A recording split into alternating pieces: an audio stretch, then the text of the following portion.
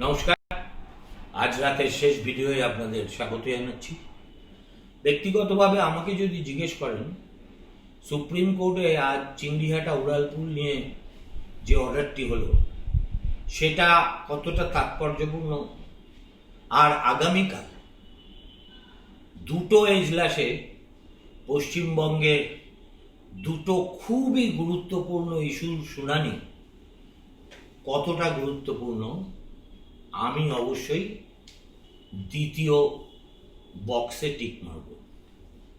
দেখুন, একই দিনে সুপ্রিম কোর্টে পশ্চিমবঙ্গ সংক্রান্ত দুটো মামলা শুনানি হচ্ছে। আমি এর আগে কবে এরকম একটা হয়েছে আমি বলতে পারবো না। এটা পরিকল্পিতভাবে অবশ্যই হয়নি, কাকতালীয়ভাবে হয়েছে। একটি মামলা হবে প্রশান্ত মিশ্রর বেঞ্চে, যেটা আইপ্যাক মামলা, আর চিফ জাস্টিসের বেঞ্চে হবে এসআইআর এর মামলা। দুটো মামলাই আপনারা বুঝতে পারছেন কেন গুরুত্বপূর্ণ। প্রথমে সংক্ষেপে আইপ্যাকের মামলার কথাটা বলি।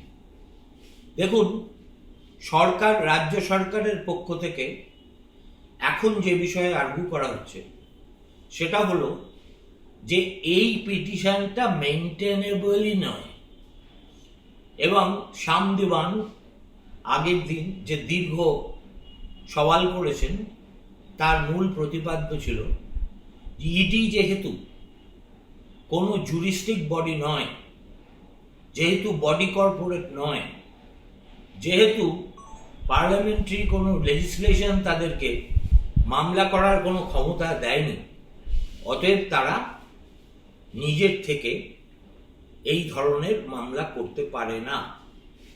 তারপরে অল্প সময়ের জন্য কপিল সিব্বল তার বক্তব্য রেখেছেন। আগামীকাল ধরে নেওয়া যায়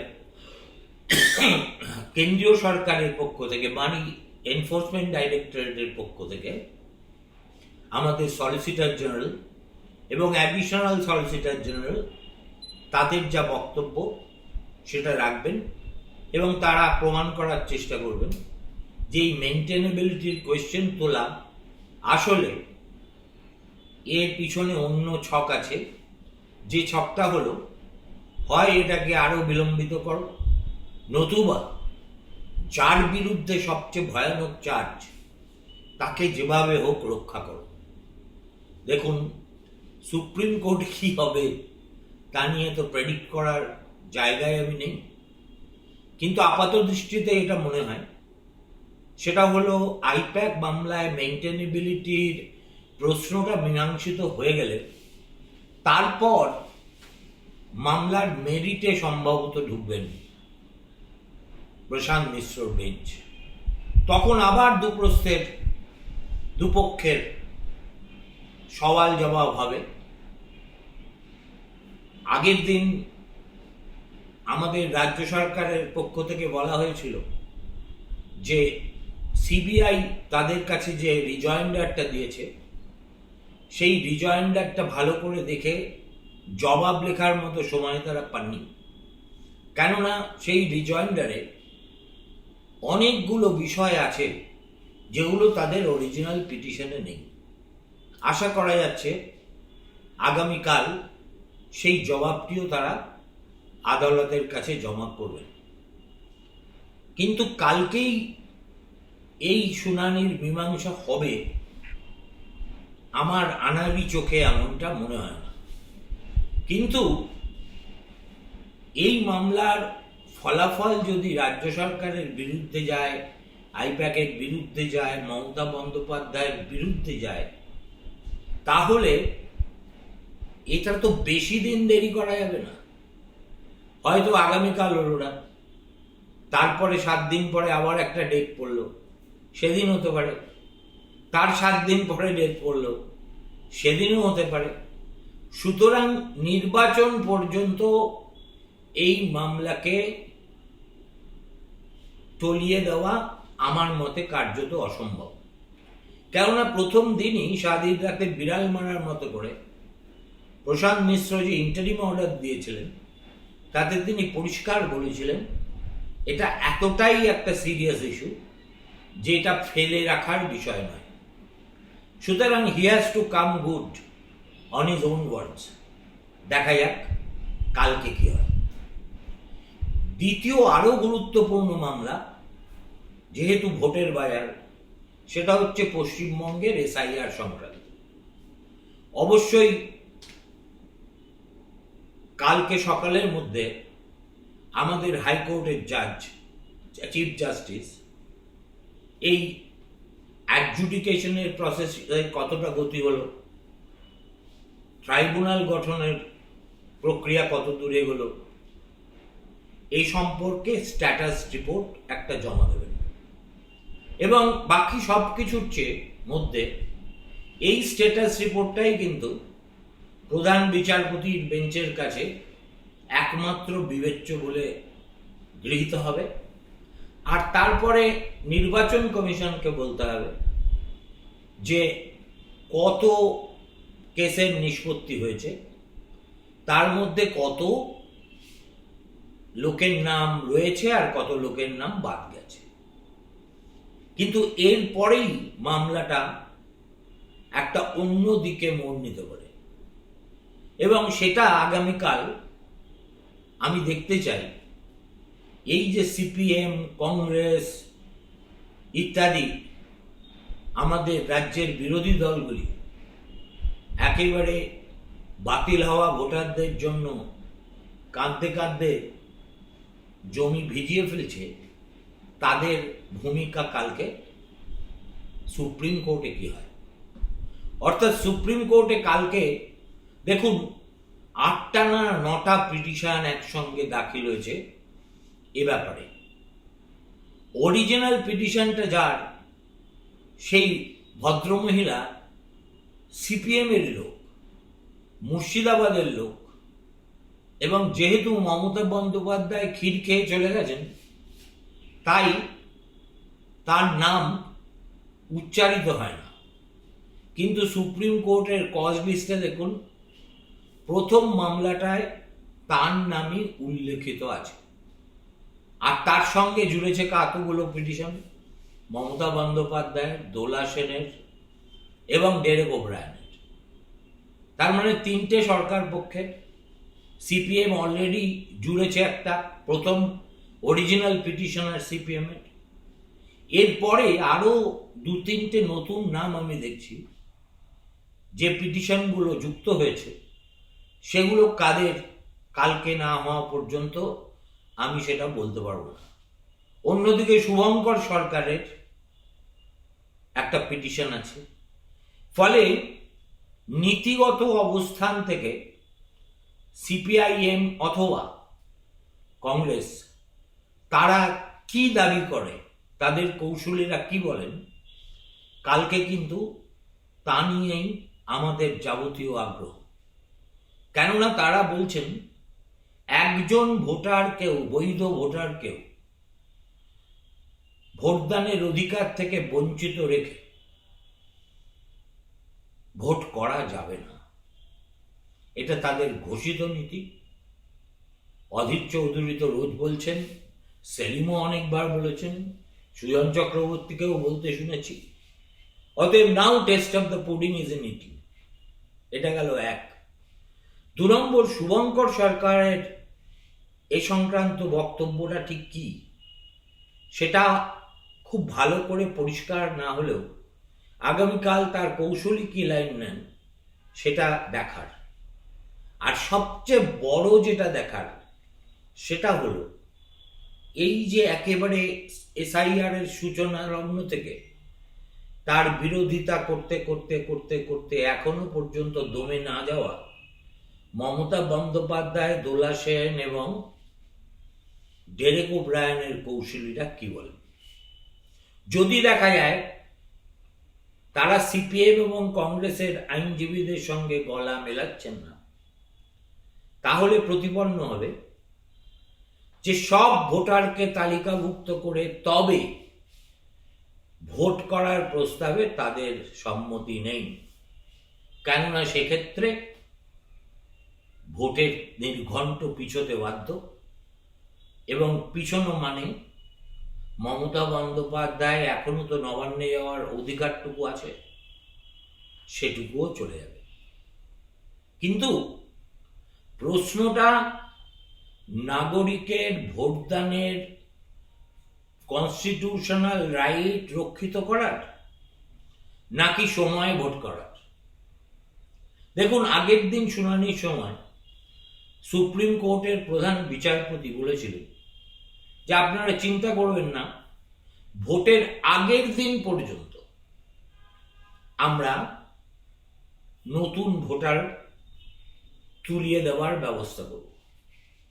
আমার কাছে পরিষ্কার নয় রিপ্রেজেন্টেশন অফ পিপলস অ্যাক্ট, যেটা ভারতবর্ষের সংসদে পাশ হওয়া এবং দীর্ঘদিনের পুরনো একটা আইন, সেই আইনের 21 নম্বর অনুচ্ছেদে পরিষ্কার বলে দেওয়া আছে যে নমিনেশন প্রত্যাহার করার শেষ দিনেই ভোটার লিস্ট ফ্রিজ করে দিতে হবে। অন্তত আইনে সেটাই বলা আছে, এবং সেটা যদি পশ্চিমবঙ্গের ক্ষেত্রে প্রযোজ্য হয় তাহলে প্রথম দফার ভোটে এটা ফ্রিজ করতে হবে 6 তারিখে এপ্রিলে, আর দ্বিতীয় দফার ভোটের জন্য 9 তারিখে। একটা বিষয় মোটামুটি নিশ্চিত যে এখনো পর্যন্ত সম্ভবত এতক্ষণে এই সাপ্লিমেন্টারি প্রথম লিস্টটা বেরিয়ে গেছে, এবং এই এপিসোড করার আগে দেখছিলাম সিইও একটা লাইভ প্রেস কনফারেন্স করছেন, সেখানে তিনি বলেছেন 27 লাখ প্লাস বা 28 লাখ প্লাস কেসের নিষ্পত্তি হয়েছে। বাদ গেছেন করেন সে খবর তখনও পর্যন্ত তার কাছে নেই। এখন প্রশ্ন হলো, 27 লাখ নিষ্পত্তি করতে 700 বিচারকের যদি এতদিন সময় লাগে, তাহলে আজকে থেকে 6 এপ্রিল এবং 9 এপ্রিলের মধ্যে, আজকে হয়ে গেল 23 তারিখ মার্চের, তার মানে আর মার্চের 8 দিন আর ওদিকে 5 দিন, 13 দিনের মধ্যে প্রথম দফার তালিকা তৈরি করতে হবে, আর 9 তারিখের মধ্যে সম্পূর্ণ কাজটা শেষ করতে হবে। তর্কের খাতিরে যদি ধরেও নিই যে তারা সময়ের মধ্যে এই কাজটা শেষ করতে পারবেন, তারপরে প্রশ্ন থাকে ট্রাইব্যুনালে যে যারা আপিল করবেন তাদের সেই আপিলের চূড়ান্ত ফলাফল না দেখে কি ভোট করা সম্ভব, করা উচিত, সংবিধান সম্মত? আগামীকাল এই প্রশ্নটা নিয়ে যদি সুপ্রিম কোর্টে সওয়াল জবাব হয় এবং এটাই যদি নির্ণায়ক একটা বিতর্কিত বিষয়বস্তু হয়ে ওঠে, তাহলে কিন্তু খেলা জমে যাবে। দেখুন, 27 লাখের মধ্যে 10 লাখ প্লাস রিজেক্টেড, বাকি আছে 32 লাখ। যদি আমরা এইটাকেই একটা বেঞ্চমার্ক হিসেবে ধরি, তাহলে আরো 12-13 লাখ হতভাগ্যের নাম বাদ যাবে। সব মিলিয়ে তাহলে 22-23 লাখ লোকের নাম বাদ যাবে। এখনো পর্যন্ত 19টি ট্রাইব্যুনাল গঠন করার কথা চিফ জাস্টিসের পক্ষ থেকে বলা হয়েছে, এবং 1 মেম্বার ট্রাইব্যুনাল, যদিও সুপ্রিম কোর্ট বলেছিল প্রত্যেকটা ট্রাইব্যুনালের মাথায় একজন প্রাক্তন প্রধান বিচারপতিকে রাখতে হবে এবং তার সঙ্গী করতে হবে 2 জন প্রাক্তন বিচারককে। খুব সম্ভবত এত বিচারক মিলছে না বলেই চিফ জাস্টিস এটাকে 1 ম্যান ট্রাইব্যুনাল করে দিয়েছেন। 19টি ট্রাইব্যুনাল গঠিত হবে, 2-3টে ট্রাইব্যুনালের একাধিক জেলার দায়িত্ব পড়তে পারে, কিন্তু ট্রাইব্যুনাল কোথায় কখন বসবে তা আজকে এই সময় পর্যন্ত ঠিক হয়নি। নির্বাচন কমিশন এবং কলকাতা হাইকোর্টের পক্ষ থেকে প্রতিটি জেলা সদরে জরুরি বার্তা গেছে যে ট্রাইব্যুনালের বসার জন্য ব্যবস্থা করব। আমার ধারণা এই ব্যাপারটা খুব তৎপরতার সঙ্গে তৃণমূল সম্পন্ন করার চেষ্টা করবে, কেননা বিলম্ব হওয়া মানেই শিরে সর্পাঘাত। কিন্তু সে যাই হোক, 20-22 লক্ষ লোকের রিজেক্টেড লোকের কেস ডিসপোজ অফ করা 19টা ট্রাইব্যুনালের পক্ষে, ধরে নিচ্ছি 1 লক্ষ করে 1 লক্ষ প্লাস লোকের বিচার তারা করবেন, সেক্ষেত্রে তো ট্রাইব্যুনালকে সওয়াল জবাবে যেতে হবে। আমি ঠিক জানি না এই ট্রাইব্যুনালগুলো কিভাবে নির্ধারণ করবেন। প্রাথমিক যুক্তিতে মনে হয় প্রাইমা ফেসাই যে নির্বাচন কমিশনের একজন কৌশলী থাকবেন, আর যে ভোটার আপিল করেছেন তিনি নিজে থাকবেন অথবা তার কৌশলী থাকবেন। আদারওয়াইজ যেটা হতে পারে সেটা হলো কোনো কৌশলীর প্রয়োজন নেই। এই যে জেলা স্তরের বিচারকরা যে সিদ্ধান্ত নিয়েছেন সেটা কাগজে কলমে দেখে সেটা ভ্যালিড না ইনভ্যালিড, তারা সেটুকু করেই কাজটা নিষ্পত্তি করবে। কোথাকার জল শেষ পর্যন্ত কোথায় গড়াবে তার একটা ইঙ্গিত আগামীকাল প্রধান বিচারপতির বেঞ্চে আমরা পরিষ্কার করে পেতে পারি, আবার নাও পেতে পারি। শেষ কথা হলো এই, প্রশান্ত মিশ্রার বেঞ্চে আইপ্যাকের মামলার শুনানি লিস্টিং দেখে মনে হলো সাঙ্গ হয়ে যাবে লাঞ্চের আগে, তারপরে থাকবে এসআইআর এর মামলা, সম্ভবত মধ্যাহ্ন ভোজের বিরতির পর। কালকে তাহলে বুঝতে পারছেন আমাদের চোখ মোটামুটি 10:30 থেকে বিকেল 4টে পর্যন্ত সুপ্রিম কোর্টের এজলাসে নিবদ্ধ থাকবেই। নমস্কার, শুভরাত্রি, ভালো থাকবেন।